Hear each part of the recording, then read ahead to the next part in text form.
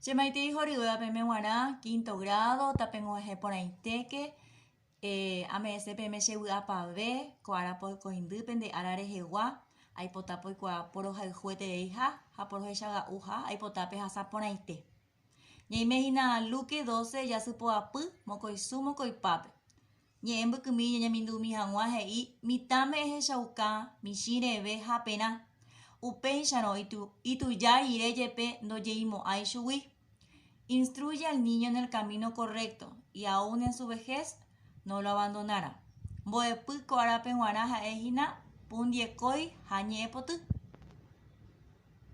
Boepu peteija pundiekoi. Dígrafos. Jaeu mi pundie owerajaba mokoitai hakatu hyapu peteinte abei. Upevare daikatui ñamboya ovo. Bueno, los dígrafos son entonces aquellas consonantes que se forman de dos letras, pero aún así forman un solo sonido. Por eso no son separables, no se separan nunca.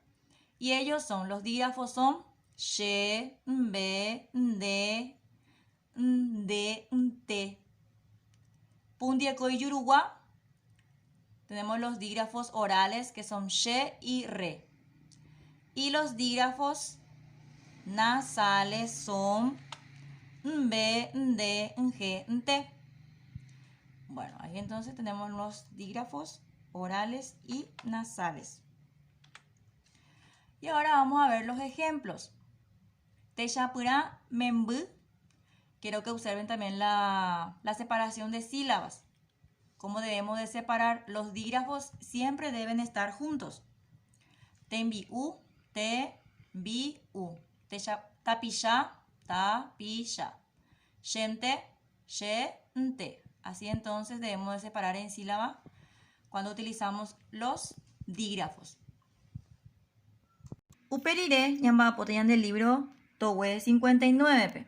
Te envía popete en jaje y ajekui ñe itai jubeba. Extraigo las letras resaltadas.